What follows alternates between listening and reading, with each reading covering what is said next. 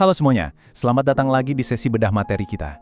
Nah, kali ini kita bakal ngebahas satu topik yang jujur aja pasti relate banget sama banyak dari kita.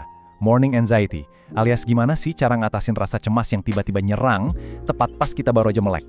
Pernah nggak sih kamu ngerasa pagi hari yang harusnya jadi awal yang fresh, malah kerasa kayak beban yang berat banget? Tenang aja, hari ini kita bakal bedah tuntas fenomena ini pakai data, riset klinis, dan artikel medis. Oh ya, visual kita hari ini juga sengaja dibikin minimalis dan tenang, biar sesuai sama tujuan kita, ngembaliin kedamaian di pagi hari kamu. Yuk, langsung aja kita mulai. Pernah ngalamin ini nggak? Kamu baru aja bangun, tapi jantung udah deg-degan parah. Pikiran langsung lari kemana-mana, mikirin kerjaan, masalah pribadi, sampai rasanya dada tuh sesak banget padahal kamu belum juga turun dari kasur. Kalau kamu sering ngerasain ini, hal pertama yang pengen aku sampaikan adalah kamu sama sekali nggak sendirian. Dan yang paling penting, ini bukan berarti kamu gagal atau lemah ya, sama sekali nggak. Ini tuh fenomena medis yang emang beneran diakui keberadaannya. Oke, mari kita masuk lebih dalam. Berdasarkan literatur medis yang udah kita kumpulin, morning anxiety ini didefinisiin sebagai kondisi fisiologis dan psikologis di mana kita ngerasa gelisah, kewalahan, dan bener-bener capek secara mental tepat banget pas kita bangun tidur. Jadi ini bukan sekedar bad mood biasa di pagi hari loh ya. Ini adalah respon biologis yang bener-bener nyata dan lagi terjadi di dalam tubuh kamu. Nah, biar enak ngikutinnya, ini agenda pembahasan kita hari ini ya. Pertama, kita bahas fenomena morning anxiety. Terus yang kedua, biologi di balik rasa cemas itu sendiri. Ketiga, kita kenalan sama kekuatan saraf parasimpatik. Keempat, kita lihat bukti klinis relaksasi napas. Dan terakhir, kelima, kita susun bareng rutinitas pagi anti cemas. Oke, kita masuk ke bagian pertama, fenomena morning anxiety. Kenapa sih pagi hari bisa kerasa seberat itu? Pernah kepikiran nggak? Kenapa sih waktu yang harusnya paling tenang ini malah berubah jadi rintangan yang bikin stres banget? Fenomena ini tuh nyata, dan banyak banget dialamin sama orang dewasa sampai profesional muda zaman sekarang. Usut punya usut, rasa cemas kamu itu dipicu sama hal-hal fisik yang tersembunyi. Pertama, ada yang namanya cortisol awakening response. Jadi, hormon stres kita tuh emang secara alami melonjak tinggi pas kita bangun. Terus yang kedua, ada penurunan drastis gula darah. Bayangin, otak kamu lagi kurang energi karena gula darah anjlok semalaman, alhasil tubuh nggak kuat ngontrol pelepasan adrenalin. Makanya kamu bisa ngerasa gemeteran sampai keringet dingin. Dan yang ketiga, ini nih kebiasaan buruk kita semua. Radiasi smartphone dan stimulasi mental yang berlebihan tepat setelah mata kita kebuka. Coba ngaku, siapa yang bangun tidur langsung buka HP?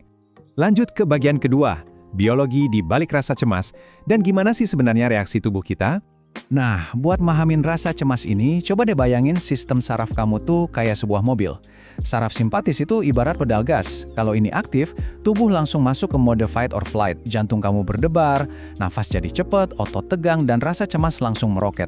Di sisi lain, kita juga punya saraf parasimpatis. Nah, ini dia nih pedal rem biologis tubuh kita. Ini adalah mode rest and digest, yang ngasih ketenangan dan mulihin detak jantung kita ke posisi normal. Masalah utama dari morning anxiety adalah, kita tuh bangun tidur dengan kondisi pedal gas yang terinjak penuh, ngegas banget pokoknya. Sekarang kita masuk ke bagian ketiga, kekuatan saraf parasimpatik. Kita bakal belajar gimana caranya nginjek rem biologis ini. Jadi, kuncinya itu ada di pernapasan dalam atau deep breathing yang benar-benar bisa merotas saraf vagus kamu. Berdasarkan teori polivagal, narik napas dalam-dalam dan pelan itu bakal langsung menstimulasi saraf vagus. Saraf inilah yang nantinya ngirim sinyal ke otak buat ngaktifin sistem parasimpatis tadi. Hasilnya, detak jantung kamu bakal melambat, tekanan darah turun, dan pikiran yang tadinya overthinking kemana-mana perlahan bakal berhenti. Bener-bener kayak magic ya, padahal ini murni science loh. Masuk ke bagian keempat, bukti klinis relaksasi napas. Biar makin yakin, mari kita bedah data dari studi terbarunya. Yang paling menarik dari hal ini tuh ada di datanya. Coba kita lihat hasil dari sebuah studi klinis yang dipublikasiin di Innovative Journal of Social Science Research. Para peneliti di sini ngevaluasi orang dewasa yang mempraktikkan latihan pernafasan tadi 2 kali sehari, pagi dan malam. Cuma 5-10 menit aja, nggak lama kan? Nah, mereka ini diukur pakai instrumen yang namanya DASS-21 yang secara komprehensif menilai skor depresi, kecemasan, dan stres mereka. Dan tebak hasilnya? Jelas banget, ada satu partisipan yang konsisten, inisialnya IS, dia ngalamin penurunan skor total kecemasan dari 26, turun drastis jadi 18. Dia ngelaporin kalau dia ngerasa jauh lebih tenang dan gak gampang marah lagi. Tapi tunggu dulu, perhatiin baik-baik. Studi ini juga ngasih sebuah peringatan keras. Ada partisipan lain bernama Puput yang skornya malah melompat naik dari 20 jadi 80. Serem banget kan? Kenapa bisa gitu? Karena ketidakkonsistensi. Dia ini sering lupa dan nge-skip rutinitas napasnya. Jadi pelajaran berharganya, teknik pernapasan ini emang super ampuh, tapi konsistensi itu harga mati. Nggak bisa cuma sesekali aja. Terakhir, bagian kelima, rutinitas pagi anti cemas. Ini adalah langkah-langkah praktis yang bisa dan harus kamu cobain besok pagi. Langkah pertama, tepat pas banget kamu buka mata, lakuin yang namanya teknik pernapasan 4-4-6. Ini adalah prosedur yang sama persis kayak yang dipakai di studi klinis tadi ya. Caranya gampang banget. Tarik napas lewat hidung selama 4 detik, tahan napas kamu 4 detik, terus hembusin pelan-pelan lewat mulut selama 6 detik. Lakuin ini kayak kamu lagi meditasi mini gitu.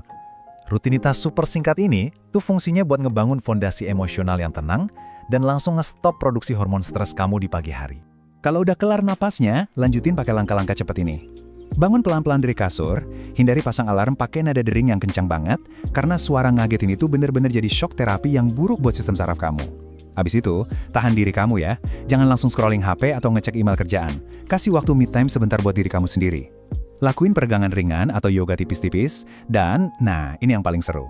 Cobain deh mandi pakai air dingin. Kenapa? Karena sumber kita nyatet kalau air dingin itu bakal dorong produksi beta endorfin dan noradrenalin di dalam tubuh yang kerjanya tuh mirip banget sama obat antidepresan alami. Keren banget kan? Ngomong-ngomong soal gula darah anjlok yang kita bahas di awal tadi, persiapan pagi yang benar itu sebenarnya udah harus dimulai dari malam sebelumnya loh. Sebisa mungkin, hindarin makan gula sederhana atau minum minuman manis sebelum kamu tidur. Gula tipe ini tuh bakal bikin lonjakan energi sesaat, yang ujung-ujungnya bakal anjlok drastis pas kamu bangun pagi, dan bikin tubuh kamu ngerasain sensasi gemetar yang mirip banget sama serangan panik. Gak enak banget kan? Jadi mendingan, makanlah karbohidrat kompleks kayak sayur atau buah di malam hari, biar energi kamu tetap stabil sampai esok paginya. Sebelum kita tutup sesi bedah materi kali ini, aku pengen kita sama-sama meresapi satu kutipan yang indah banget dari sumber medis yang kita bahas. Setiap orang berjuang untuk hidupnya masing-masing.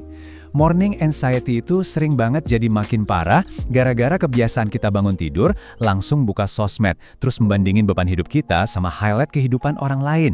Jadi, mulai sekarang, berhenti banding-bandingin diri kamu. Coba berdamai sama siklus dan jalan hidup kamu sendiri. Dan akhirnya kita sampai di kesimpulan. Dari semua riset, penjelasan biologi, sampai data klinis yang udah kita bongkar bareng hari ini, satu hal yang pasti, kamu itu punya kendali penuh atas pagi hari kamu. Saraf parasimpatik kamu udah siap banget buat diaktifin, kamu cuma perlu sadar buat nginjek remnya.